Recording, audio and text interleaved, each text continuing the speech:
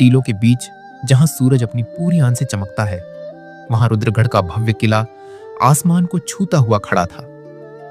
इस किले की दीवारें सदियों के गौरव की गवाह थीं। संगमरमर के स्तंभ सुनहरी किरणों में ऐसे दमकते थे मानो स्वर्ग का कोई टुकड़ा धरती पर उतर आया हो। यहां का राजा महाराज विक्रम सिंह न्याय का पुजारी था। उसका हृदय जल में कमल के समान निर्मल था। वह तलवार से नहीं, प्रेम से राज करता था।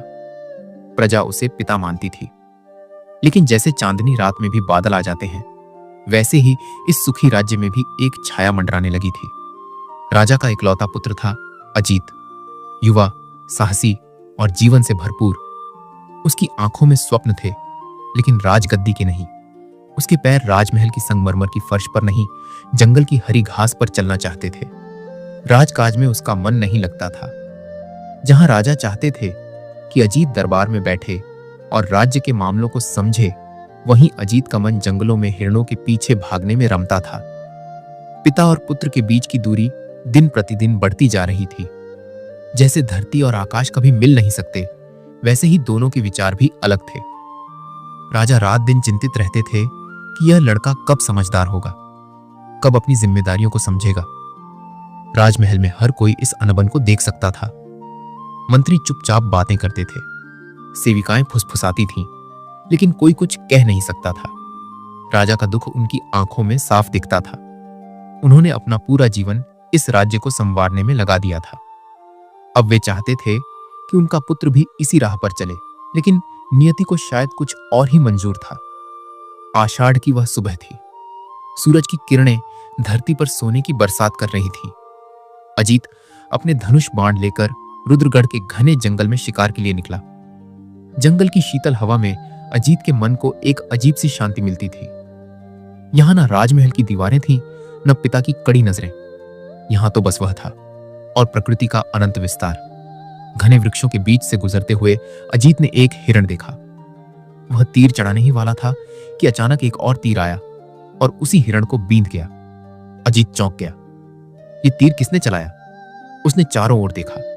तभी झाड़ियों के पीछे से एक आकृति प्रकट हुई और जैसे ही अजीत की नजर उस पर पड़ी, समय थम गया।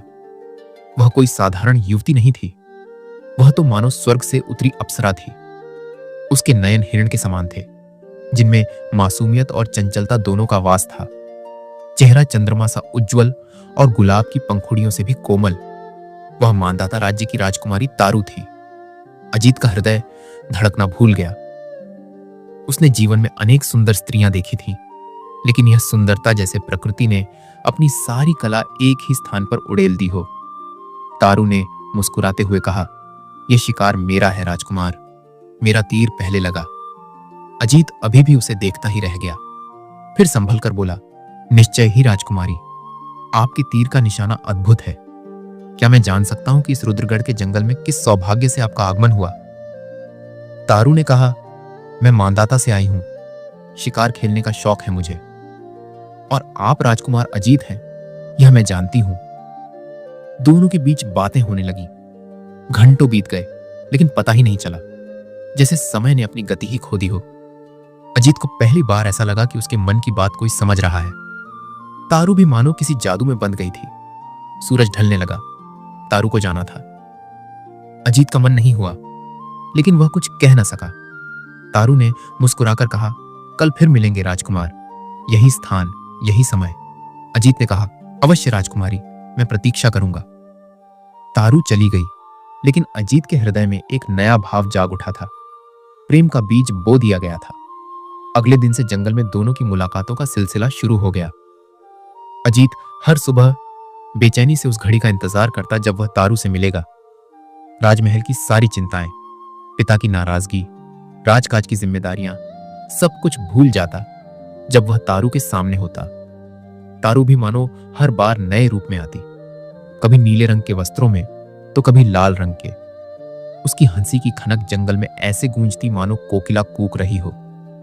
दोनों साथ में घंटों बातें करते, कभी शिकार खेलते तो कभी नदी किनारे बैठकर पत्थर फेंकते।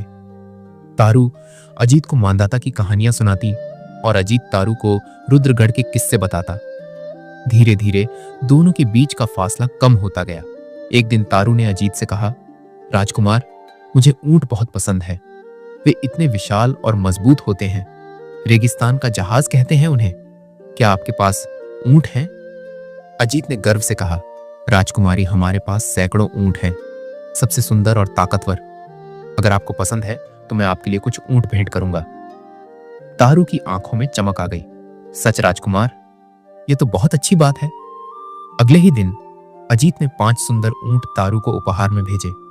तारू बहुत खुश हुई। उसने भी 2 ऊंट अजीत को वापस भेंट किए। यह तो हमारा रिवाज है राजकुमार, प्रेम जताने का तरीका। अजीत का हृदय खुशी से भर गया। प्रेम जताने का तरीका, इसका मतलब तारू भी उससे प्रेम करती है। उस दिन से ऊंटों का यह आदान प्रदान चलता रहा। कभी अजीत 3 ऊंट भेजता तो तारू 2 ऊंट वापस भेंट करती। कभी अजीत 7 ऊंट भेजता तो तारू 4 ऊंट वापस करती। दोनों अब एक ही ऊंट पर बैठकर लंबी यात्राएं करने लगे। रेगिस्तान के टीलों पर, नदी के किनारे, घने जंगलों में, हर जगह प्रेम की सुगंध फैली थी। अजीत को लगता था कि जीवन में इससे बड़ी खुशी कुछ नहीं हो सकती। तारू की एक मुस्कान के लिए वह सब कुछ न्योछावर कर सकता था, और तारू भी अजीत के साथ रहकर बेहद खुश रहती। जैसे चांद को तारों का साथ चाहिए, वैसे ही दोनों को एक दूसरे का साथ चाहिए था। लेकिन दुनिया इतनी आसान कहां होती है। राजा को जब इस प्रेम का पता चला तो उनके पैरों तले जमीन खिसक गई। मांधाता, वह शत्रु राज्य, वह राज्य जिसके साथ रुद्रगढ़ की सदियों से दुश्मनी थी, और उनका पुत्र उसी राज्य की राजकुमारी से प्रेम कर रहा है। यह कैसे हो सकता है? राजा ने तुरंत अजीत को बुलाया। दरबार में गरजते हुए राजा ने कहा, यह क्या सुन रहा हूं अजीत? तुम मांधाता की राजकुमारी से मिलते हो। क्या तुम्हें नहीं पता कि वह हमारा शत्रु राज्य है? वहां का राजा हमारा दुश्मन है, और तुम उसकी पुत्री से प्रेम कर रहे हो। यह राज्य का अपमान है। अजीत ने साहस बटोरकर कहा, पिताजी, प्रेम में कोई दुश्मनी नहीं होती। तारू एक अच्छी लड़की है, उसमें कोई बुराई नहीं है। हम दोनों एक दूसरे से प्रेम करते हैं। राजा का क्रोध 7वें आसमान पर पहुंच गया। यह प्रेम नहीं, मूर्खता है।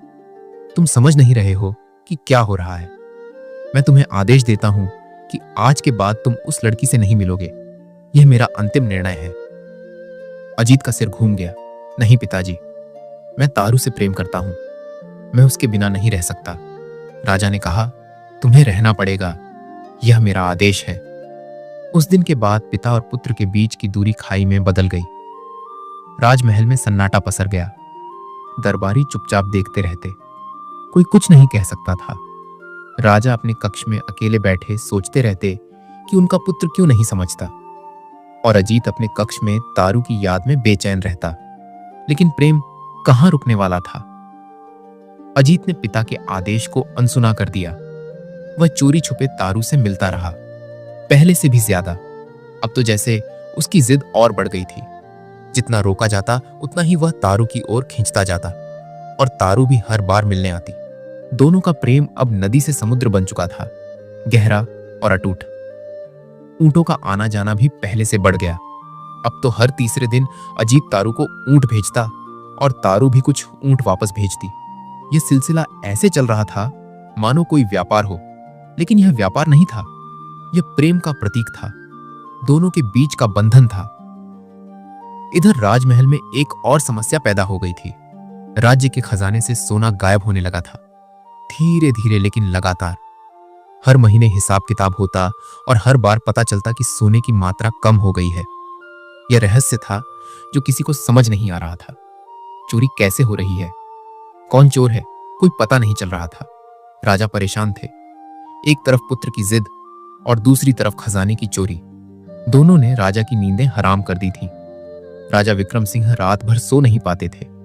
एक तरफ पुत्र की जिद थी, और दूसरी तरफ राज्य का खजाना खाली होता जा रहा था। जैसे किसी ने एक साथ 2 तलवारें उनके सीने पर रख दी हों। दरबार में हर रोज बैठकें होती। मंत्री परेशान थे। वित्त मंत्री जब भी हिसाब किताब करते तो माथा पकड़ लेते। पिछले 3 महीनों में इतना सोना गायब हो चुका था कि पूरे एक गांव का वार्षिक कर उससे अदा किया जा सकता था। लेकिन चोर कौन था, यह किसी को पता नहीं चल रहा था। जैसे कोई भूत आता हो और सोना उठाकर ले जाता हो। राजा ने आदेश दिया कि प्रधान खजांची को तुरंत दरबार में बुलाया जाए। प्रधान खजांची रामदीन एक ईमानदार व्यक्ति था। पिछले 20 वर्षों से राज्य के खजाने की देखभाल कर रहा था। उसके समय में कभी एक तांबे का सिक्का भी गायब नहीं हुआ था। लेकिन अब जब उसे दरबार में बुलाया गया और सवाल पूछे गए तो वह सन्न रह गया। उसे कुछ समझ नहीं आया कि यह सब कैसे हुआ। उसने हाथ जोड़कर कहा, महाराज, मुझे कुछ नहीं पता।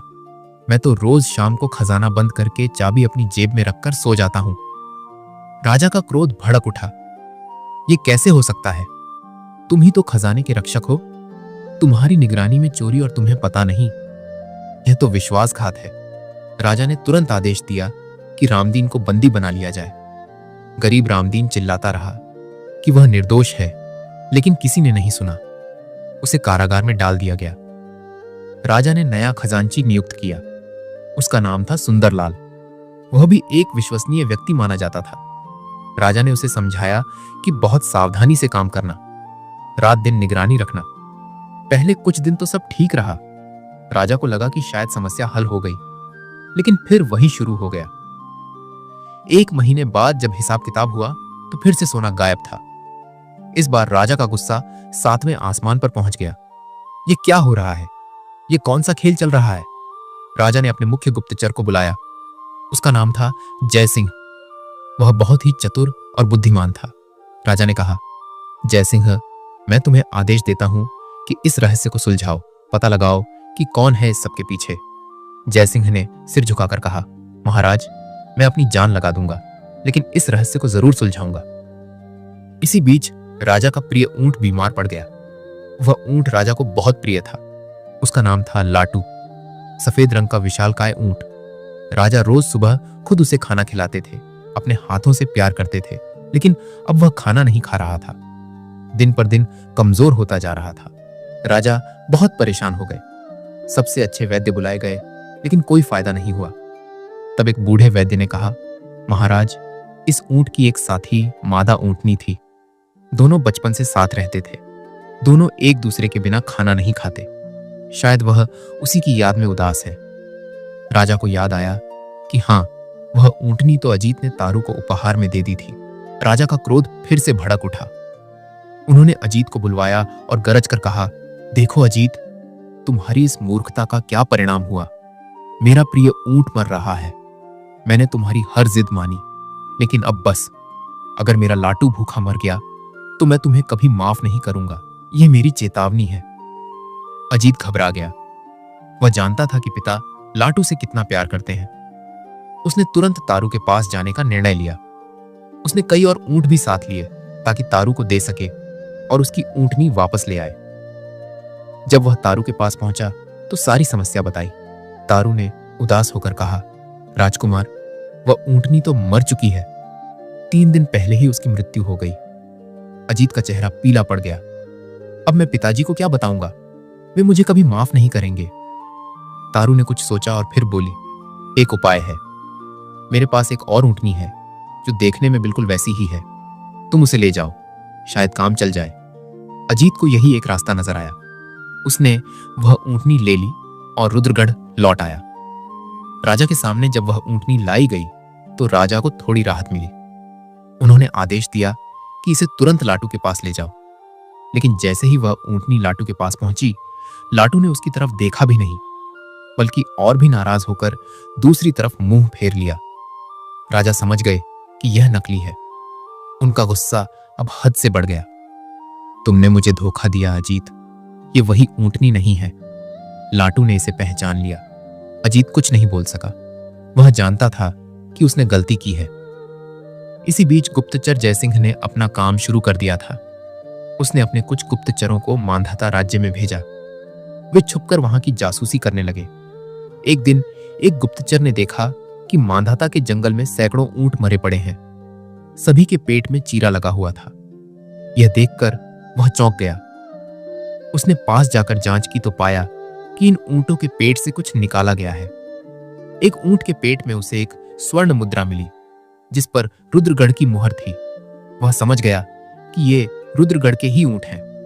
गुप्तचर ने तुरंत राजा को यह समाचार दिया। राजा स्तब्ध रह गए। तो यह था रहस्य। ऊंटों के माध्यम से सोना चुराया जा रहा था, लेकिन यह काम कौन कर रहा था? जय सिंह ने और गहरी जांच की। उसने राजमहल के हर कर्मचारी पर नजर रखनी शुरू की। कुछ दिनों बाद उसे दो व्यक्तियों पर शक हुआ। एक था ऊंटशाला का कर्मचारी मोहन और दूसरा था खजाने में काम करने वाला एक साधारण कर्मचारी रतन। दोनों ही नए थे और पिछले 6 महीनों में आए थे। जय सिंह ने दोनों को पकड़ लिया। जब उन पर दबाव डाला गया तो सच्चाई सामने आ गई। दोनों मानधाता के जासूस थे। मोहन रात को ऊंटों के पेट चीरकर उसमें सोना भर देता था और रतन खजांची को हर रात महंगी शराब पिलाता था। जब खजांची नशे में बेहोश हो जाता तो वह उसकी जेब से चाबी निकालता और सोना चुरा लेता। फिर ऊंटशाला में जाकर मोहन को दे देता। मोहन उसे ऊंटों के पेट में भर देता और जब ये ऊंट अजीत के उपहार के रूप में मांधाता जाते तो कोई इनकी जांच नहीं करता था। राजकुमार का उपहार जो था, राजा के सामने जब यह सब सच्चाई आई तो वे कांप उठे। लेकिन तभी दोनों जासूसों ने एक झूठ बोल दिया।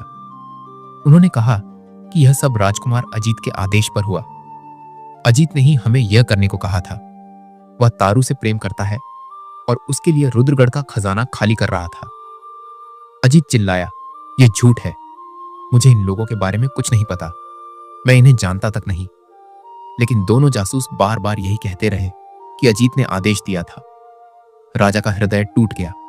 उनका अपना पुत्र, उनकी आंखों का तारा, देशद्रोही। राजा का गुस्सा अब आग बन गया। उन्होंने अगले दिन पूरे दरबार में अजीत को कठोर सजा सुनाई। तुम्हें आज से राज्य से निकाला जाता है। तुम पर देशद्रोह का आरोप है। तुमने अपने ही राज्य के साथ विश्वासघात किया। आज से तुम मेरे पुत्र नहीं रहे। अजीत के पैरों तले जमीन खिसक गई। पूरा दरबार सन्नाटे में था। कोई कुछ नहीं बोल सका। अजीत ने अंतिम बार पिता की ओर देखा, लेकिन उन आंखों में केवल क्रोध और घृणा थी। वह चुपचाप राजमहल से निकल गया। अजीत राजमहल से निकला तो उसे लगा मानो उसकी पूरी दुनिया उजड़ गई हो। जिस महल में उसका जन्म हुआ था, जहां उसके बचपन की यादें बसी थीं, वह महल आज उसे अजनबी लग रहा था। देशद्रोही का कलंक उसके सिर पर लग चुका था, जैसे किसी ने उसके माथे पर काला टीका लगा दिया हो। प्रजा की नजरों में भी वह अब अपराधी था। जो लोग कल तक सिर झुकाकर प्रणाम करते थे, वे आज उससे नजरें चुरा रहे थे। अजीत का मन टूट चुका था। पिता ने उस पर विश्वास नहीं किया, अपने ही पुत्र पर अविश्वास। यह दर्द किसी तलवार के घाव से भी गहरा था। वह चलता रहा, बस चलता रहा। पैर वे खुद उसे उस जंगल की ओर ले गए जहां उसकी तारू से पहली मुलाकात हुई थी, जहां उसके जीवन में प्रेम का रंग भरा था। आज वही जंगल उसे अपनी शरण दे रहा था। जंगल में पहुंचकर अजीत उसी पेड़ के नीचे बैठ गया जहां तारू पहली बार दिखाई दी थी। उस दिन की हर बात याद आने लगी। तारू की मुस्कान, उसकी हंसी, उसके नयन, सब कुछ आंखों के सामने घूम गया। क्रोध, प्रेम, घृणा और पीड़ा सब एक साथ उसके मन में उमड़ने लगे। एक तरफ तारू से प्रेम था तो दूसरी तरफ यह भी लग रहा था कि यह सब उसी की वजह से हुआ। अगर वह तारू से नहीं मिलता तो आज यह दिन नहीं देखना पड़ता। लेकिन फिर भी दिल में कहीं ना कहीं तारू के लिए जगह थी। प्रेम इतना सच्चा था कि नफरत भी उसे मिटा नहीं पा रही थी। दिन बीतने लगे। अजीत उसी जंगल में रहने लगा। जंगल के फल खाकर गुजारा करता, नदी का पानी पीता, रात को आसमान को निहारता और तारू के बारे में सोचता रहता। क्यों किया उसने ऐसा? क्या सच में वह इस सब में शामिल थी, या फिर वह भी किसी के षड्यंत्र का हिस्सा बन गई? हजारों सवाल थे, लेकिन जवाब कोई नहीं था। उसका शरीर कमजोर होता जा रहा था। आंखों में नींद नहीं थी। दिल में दर्द था जो रात दिन कचोटता रहता। उधर मांधाता में तारू को जब यह समाचार मिला कि अजीत को राज्य से निकाल दिया गया है और उस पर देशद्रोह का आरोप लगा है, तो उसकी सांसें थम गई। वह जड़वत हो गई। कुछ समझ नहीं आया कि क्या हुआ। उसने सोचा था कि यह सब एक खेल है जो जल्दी खत्म हो जाएगा। लेकिन अब जब परिणाम सामने था तो उसे अपनी गलती का एहसास हुआ। एक निर्दोष पर इतना बड़ा कलंक, और वह भी उसके प्रेमी पर। तारू के मन में अजीब सी पीड़ा होने लगी। वह रात भर सो नहीं पाती। अजीत की याद उसे सताने लगी। पहले तो यह सब एक नाटक था। पिता के आदेश पर अजीत को प्रेम जाल में फंसाना और रुद्रगढ़ का खजाना खाली करवाना। लेकिन धीरे धीरे वह खुद इस प्रेम में फंस गई। अजीत की सच्चाई, उसका निश्चल प्रेम, उसकी भोली मुस्कान, सब कुछ तारू के दिल में उतर गया था। धोखा देते देते वह खुद प्रेम में पड़ गई थी। और अब जब अजीत पर इतना बड़ा कलंक लग चुका था तो उसे लगा मानो उसने अपने हाथों से अजीत को मार दिया हो। दिन पर दिन तारू की हालत खराब होती गई। खाना पीना छूट गया, नींद गायब हो गई। पश्चाताप की आग में वह जलने लगी। हर पल अजीत की याद आती, उसकी वह बातें, वह हंसी, वह प्रेम भरी नजरें, सब कुछ रात दिन उसे सताता रहता, जैसे कोई कांटा दिल में चुभा हो और निकल नहीं रहा हो। एक दिन तारू से रहा नहीं गया। वह अपने पिता के पास गई। उसने कहा, पिताजी, हमने गलत किया। हमने एक निर्दोष को दोषी ठहरा दिया। अजीत को कुछ नहीं पता था। वह तो बस मुझसे प्रेम करता था और हमने उसका फायदा उठाया। यह अन्याय है। हमें उसका धन वापस कर देना चाहिए। मुझे बहुत पश्चाताप हो रहा है। तारू के पिता राजा महेंद्र सिंह का चेहरा क्रोध से लाल हो गया। उन्होंने गरज कर कहा, यह क्या बकवास है तारू? हमने इतनी मेहनत से अपना बदला लिया। रुद्रगढ़ ने हमारे साथ जो किया था उसका बदला लिया, और तुम कह रही हो कि धन वापस कर दें। क्या तुम पागल हो गई हो? तारू ने साहस बटोरा और कहा, पिताजी, बदला लेने के लिए किसी निर्दोष को मोहरा बनाना गलत है। अजीत का कोई दोष नहीं था। हमने उसके साथ धोखा किया। यह अन्याय है। मैं ऐसे अन्याय का हिस्सा नहीं बनना चाहती। राजा का गुस्सा और बढ़ गया। उन्होंने डांटते हुए कहा, तुम्हें क्या हो गया है? कहीं तुम सच में उस लड़के से प्रेम तो नहीं करने लगी हो? यह तो बस एक नाटक था। तारू ने आंखों में आंसू भरे हुए कहा, हां पिताजी, मैं अजीत से प्रेम करती हूं, सच्चा प्रेम। धोखा देते देते मैं खुद उससे प्रेम में पड़ गई, और अब जब उसे इतनी बड़ी सजा मिली है तो मुझे बहुत ग्लानि हो रही है। मैं इस बोझ के साथ नहीं जी सकती। राजा महेंद्र सिंह को यकीन नहीं हुआ। उन्होंने तारू को चेतावनी दी, तुम अपनी मर्यादा में रहो तारू, यह सब भूल जाओ। जो हो गया सो हो गया, अब आगे बढ़ो। लेकिन तारू ने कहा, नहीं पिताजी, मैं नहीं भूल सकती। मुझे अजीत के पास जाना है। मुझे उससे माफी मांगनी है और सारा धन वापस करना है। राजा ने क्रोधित होकर कहा, अगर तुमने ऐसा करने की कोशिश की तो मैं तुम्हें भी कारागार में डाल दूंगा। तारू का दिल टूट गया। अपने ही पिता उसकी बात नहीं सुन रहे थे। वह अपने कक्ष में जाकर रोने लगी। घंटों रोती रही, जैसे आंखों में एक सागर भरा हो। प्रेम और पश्चाताप दोनों ने मिलकर उसे तोड़ दिया था। अब उसके पास दो ही रास्ते थे, या तो यहीं रहकर इस ग्लानि के साथ जिए, या फिर अजीत को ढूंढे और सच्चाई बताए। कई दिन बीत गए। तारू की हालत दिन पर दिन बिगड़ती गई। खाना नहीं खाती थी, सोती नहीं थी, बस अजीत की याद में रोती रहती। सेविकाएं परेशान हो गईं। उन्होंने राजा को बताया, लेकिन राजा ने कोई ध्यान नहीं दिया। उन्हें लगा कि कुछ दिनों में तारू सब भूल जाएगी, लेकिन प्रेम इतना आसान कहां होता है। जो दिल में बस जाए उसे निकालना मुश्किल होता है। एक रात तारू ने निर्णय ले लिया। वह अजीत को ढूंढेगी, उसे सच्चाई बताएगी, माफी मांगेगी और सारा धन वापस करेगी, चाहे जो हो जाए। वह इस ग्लानि के साथ नहीं जी सकती थी। आधी रात को जब सब सो रहे थे, तब तारू चुपचाप अपने कक्ष से निकली। उसने एक छोटा सा थैला लिया जिसमें कुछ कपड़े और खाने की चीजें थीं, और एक डायरी भी थी जो उसने गुप्त रूप से लिखी थी। तारू राजमहल से निकलकर रुद्रगढ़ के जंगलों की ओर चल पड़ी। रात का अंधेरा था, ठंडी हवा चल रही थी, लेकिन तारू के मन में एक ही विचार था, अजीत को ढूंढना है। घने जंगलों में वह भटकने लगी। पता नहीं कहां जाना है, कहां अजीत मिलेगा, लेकिन वह चलती रही, बस चलती रही। पैरों में छाले पड़ गए, शरीर थक गया, लेकिन मन नहीं थका। प्रेम ने उसे ताकत दी, पश्चाताप ने उसे आगे बढ़ाया। 2 दिन बीत गए। तारू अब भी भटक रही थी। उसे पता नहीं था कि अजीत कहां है। जंगल बहुत घना था, रास्ते नहीं थे। भूख प्यास ने उसे तोड़ दिया। तीसरे दिन जब सुबह हुई तो तारू की हालत बहुत खराब हो चुकी थी। उसके पैर लड़खड़ाने लगे, आंखों के सामने अंधेरा छा गया और अचानक वह जमीन पर गिर पड़ी। उसकी सांसें धीमी पड़ने लगी, चेतना धुंधली होने लगी। उधर अजीत भी उसी जगह पड़ा था जहां उसकी तारू से पहली मुलाकात हुई थी। कई दिनों से कुछ नहीं खाया था, शरीर कमजोर हो चुका था, लेकिन अचानक उसे प्यास लगी। बहुत तेज प्यास। उसने सोचा, चलो नदी तक चलकर पानी पी लेते हैं।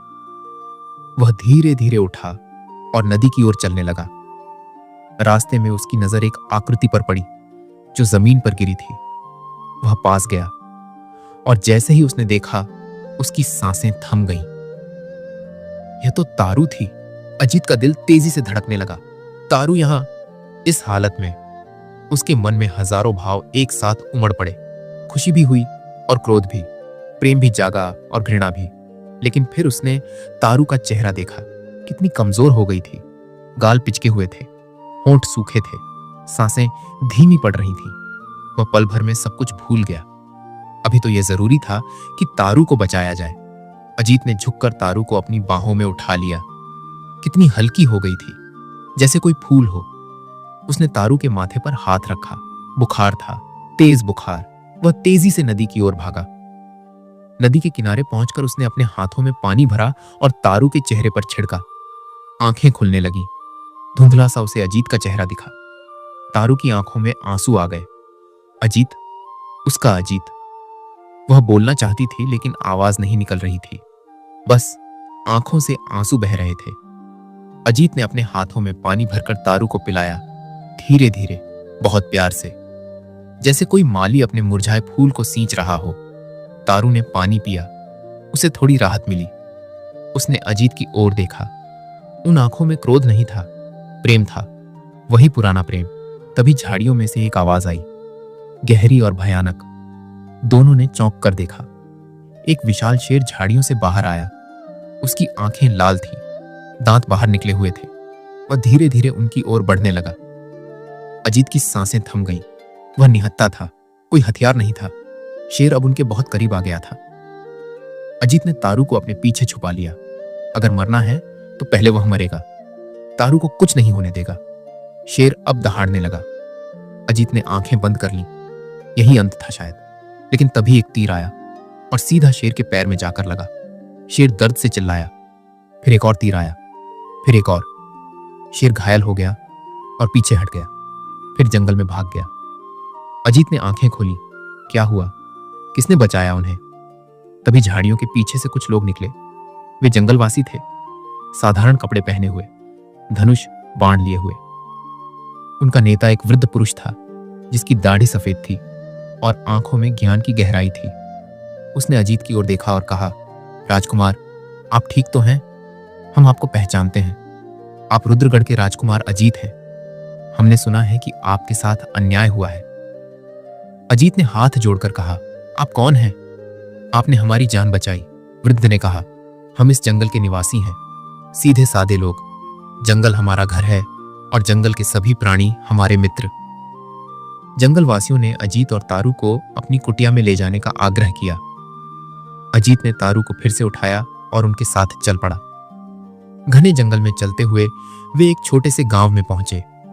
मिट्टी की कुटियां थीं। सादगी थी लेकिन प्रेम था। वृद्ध ने अपनी कुटिया में उन्हें ठहराया। औरतों ने तारू की सेवा की, उसे खाना दिया, दवा दी। धीरे धीरे तारू की हालत सुधरने लगी।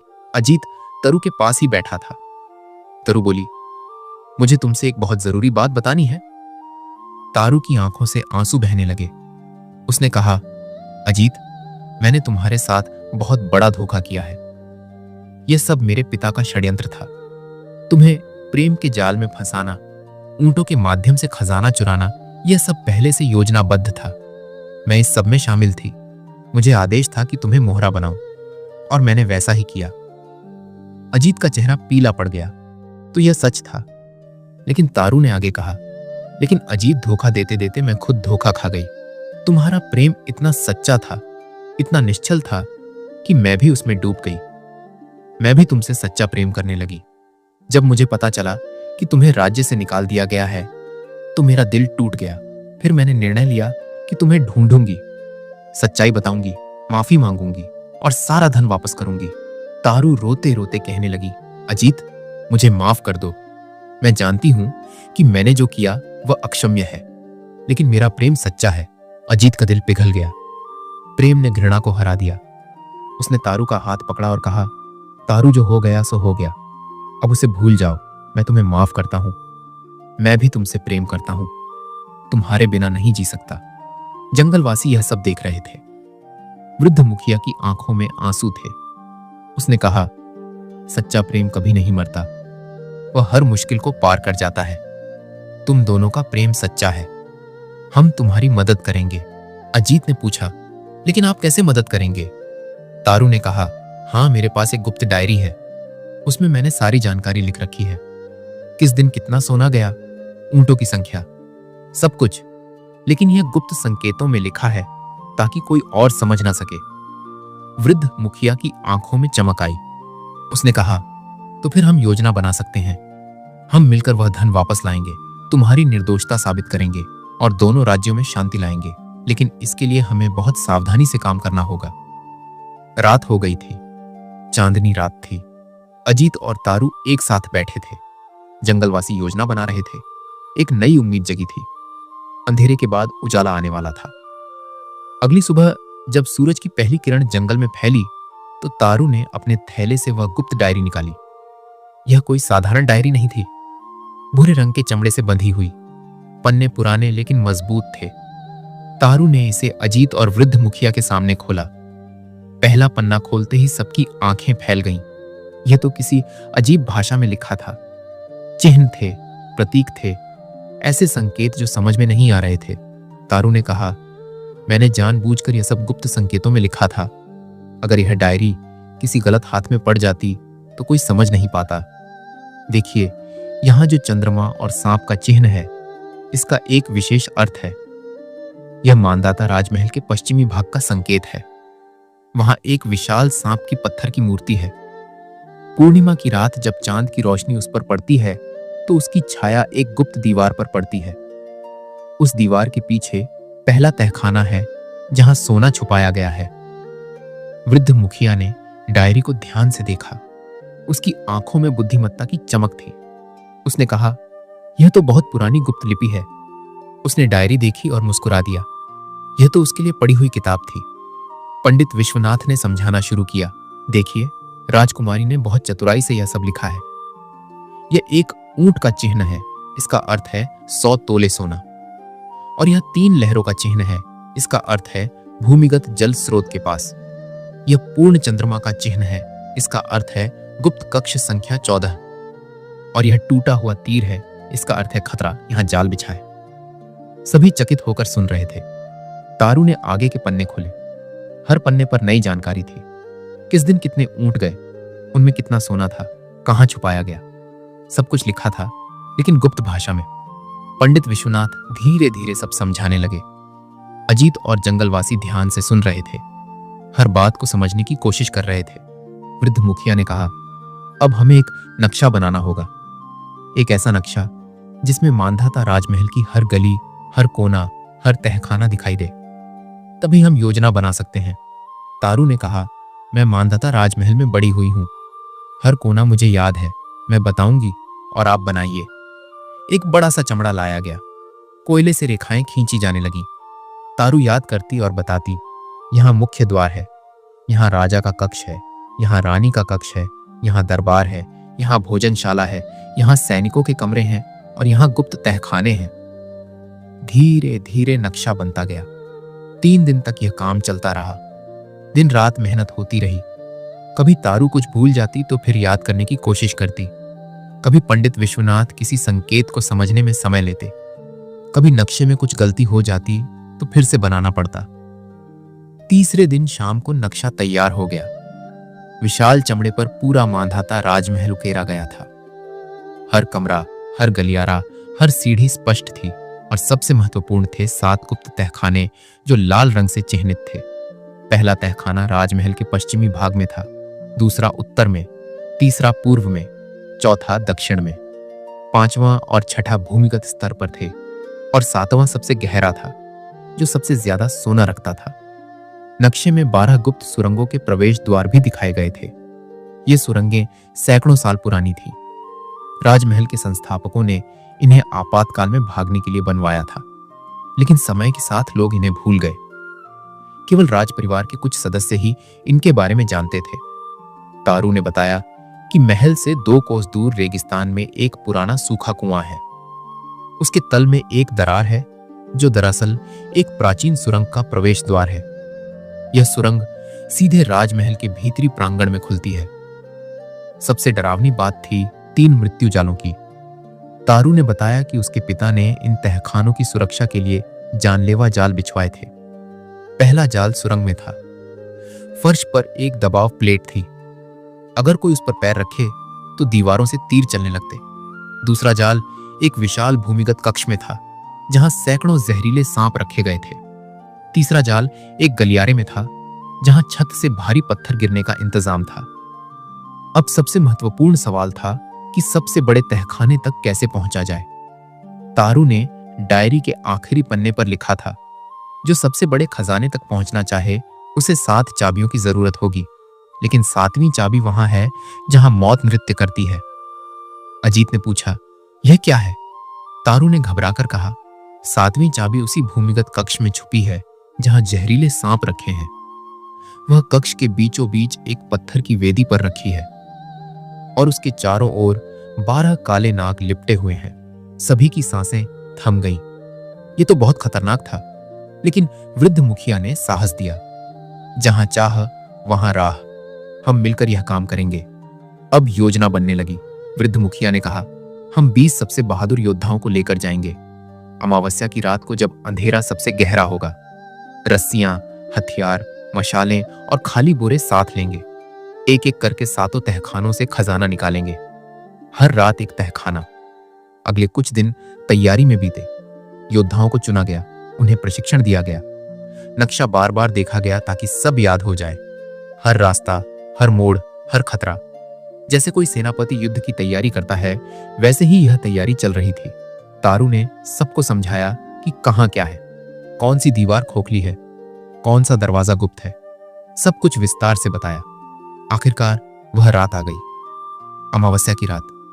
जब आसमान में चांद नहीं था, 20 योद्धा तैयार खड़े थे।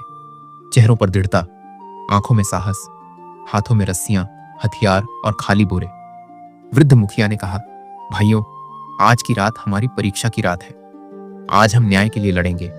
राजकुमार अजीत की निर्दोषता साबित करेंगे।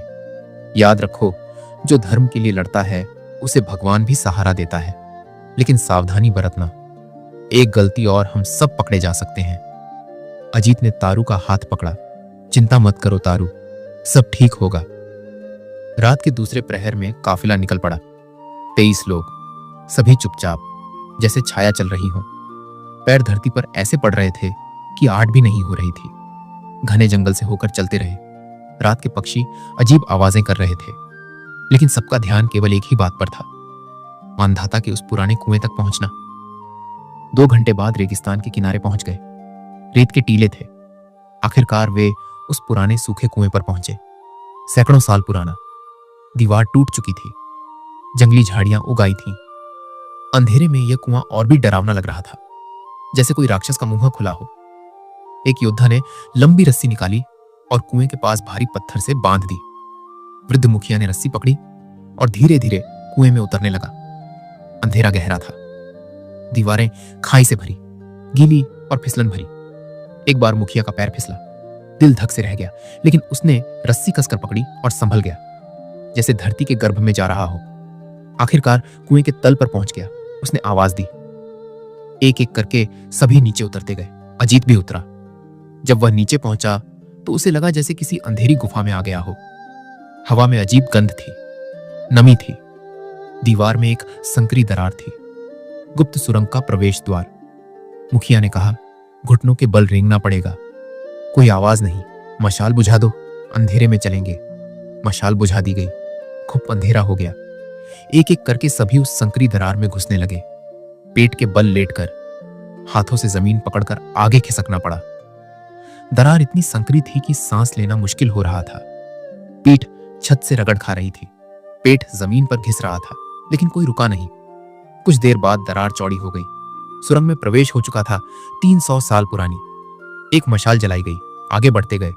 सुरंग लंबी थी, कहीं ऊपर की ओर जाती तो कहीं नीचे। अचानक मशाल की रोशनी में कुछ चमका। सब रुक गए। फर्श पर सफेद चीजें दिख रही थीं। पास जाकर देखा तो सब सन्न रह गए। मानव कंकाल थे, पुराने कंकाल। शायद वे लोग जो कभी इस रास्ते से भागने की कोशिश में मारे गए। हड्डियां बिखरी पड़ी थी, खोपड़ी एक तरफ पड़ी थी। सबके रोंगटे खड़े हो गए, लेकिन पीछे हटने का सवाल नहीं था। वे आगे बढ़ते रहे। तभी सबसे आगे चल रहा योद्धा अचानक रुक गया। उसने हाथ उठाकर सबको रुकने का संकेत दिया। सब चौकन्ने हो गए। उस योद्धा ने मशाल नीचे की। फर्श पर एक अजीब पत्थर था, बाकी पत्थरों से अलग, थोड़ा उभरा हुआ। ये वही दबाव प्लेट थी जिसके बारे में तारू ने चेतावनी दी थी। तारू ने धीरे से कहा, यह जाल है। अगर कोई इस पर पैर रखे तो दीवारों से तीर चलने लगेंगे। बहुत सावधानी से पार करना होगा। अब एक एक करके सब उस रस्सी को पकड़कर हवा में झूलते हुए पार होने लगे। पैर जमीन पर नहीं छू रहे थे। सब हवा में लटके हुए उस खतरनाक जगह को पार कर रहे थे। आखिरकार सभी सुरक्षित पार हो गए। एक भी पैर उस दबाव प्लेट पर नहीं पड़ा। सबने राहत की सांस ली। पहला खतरा पार हो गया, लेकिन अभी और भी खतरे बाकी थे। सुरंग अब और भी अंधेरी हो गई थी, जैसे किसी दानव की गुफा में जा रहे हों। आगे बढ़ते हुए सुरंग चौड़ी हो गई। अब खड़े होकर चला जा सकता था। तभी एक आवाज सुनाई दी, सस। एक फुफकार। सबकी सांसें थम गई। फिर चारों तरफ से यह आवाज आने लगी, सैकड़ों फुफकारें एक साथ। मुखिया ने कहा, सांपों का कक्ष। हम पहुंच गए हैं। मशालें और जलाई गईं। जो दृश्य सामने आया वह भयानक था। पूरे कक्ष में सैकड़ों सांप रेंग रहे थे, काले, भूरे, हरे। फर्श पर, दीवारों पर, हर जगह सांप ही सांप। उनकी आंखें मशाल की रोशनी में चमक रही थीं, जैसे लाल अंगारे हों। सबके हाथ पैर ठंडे पड़ गए। एक गलती और मौत निश्चित, लेकिन पीछे हटने का रास्ता नहीं था। तभी युवक मोहन आगे आया, सपेरे का पुत्र। उसके हाथ में बीन थी। मुझे करने दीजिए, मैं इन्हें वश में कर सकता हूं। मोहन ने बीन बजाना शुरू किया। मधुर स्वर निकलने लगे, मीठी और सम्मोहक धुन, जैसे जादू हो। धीरे धीरे सांपों की फुफकार कम होने लगी। बीन की धुन ने उन्हें मोह लिया। सांप शांत होने लगे, कुछ लहराने लगे। मोहन आगे बढ़ा, बीन बजाता रहा। सांप रास्ता देने लगे। बाकी सब पीछे चले, बहुत सावधानी से, पैर फूंक फूंक कर रखते हुए। कक्ष के बीचों बीच पत्थर की वेदी दिखी।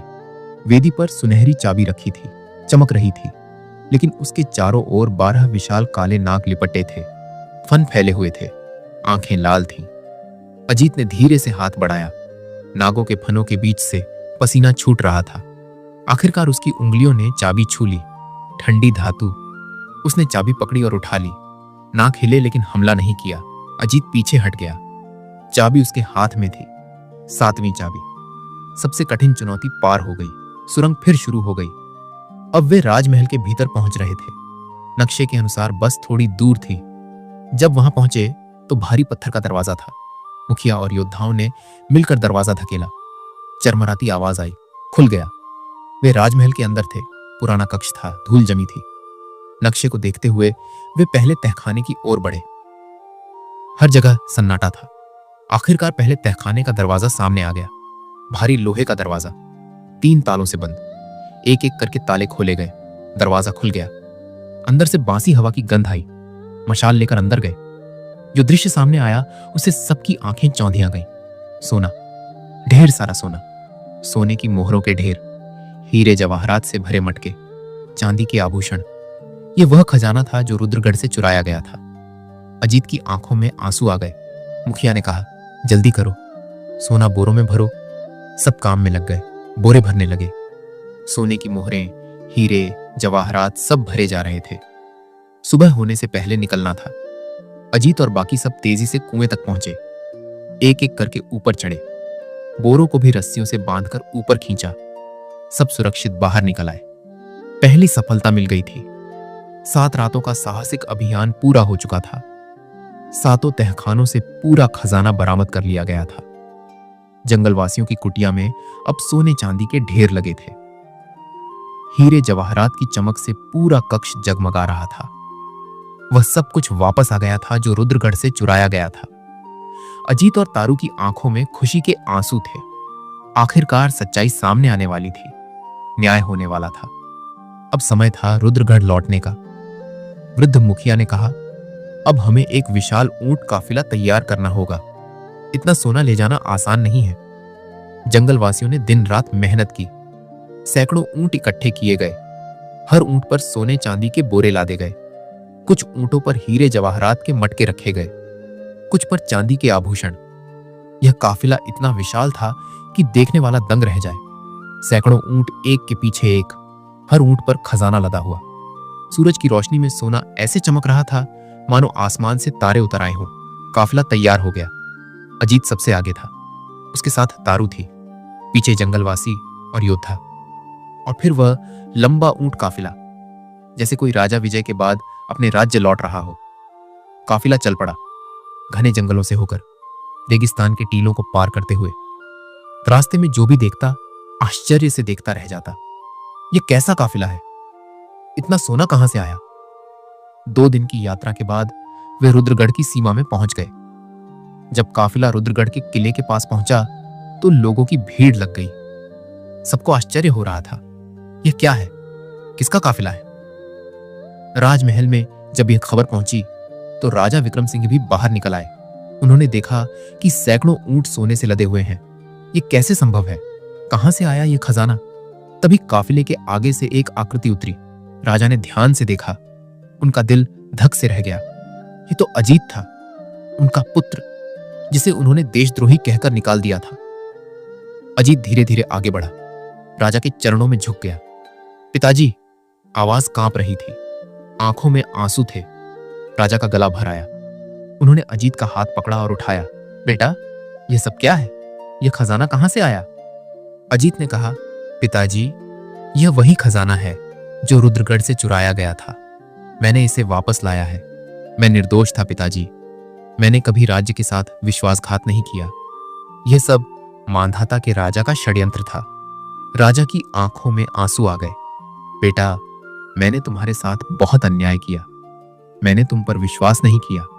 मैं एक पिता होकर भी अपने पुत्र को नहीं पहचान सका। मुझे माफ कर दो। राजा ने अजीत को गले से लगा लिया। दोनों फूट फूट कर रोने लगे, जैसे सूखी नदी में बाढ़ आ गई हो, जैसे टूटा हुआ बांध फिर से जुड़ गया हो। पिता और पुत्र का मिलन, कितना पवित्र, कितना भावुक। वहां खड़ी पूरी प्रजा की आंखों में भी आंसू थे। सब समझ गए थे कि अजीत सच में निर्दोष था। तारू भी आगे आई।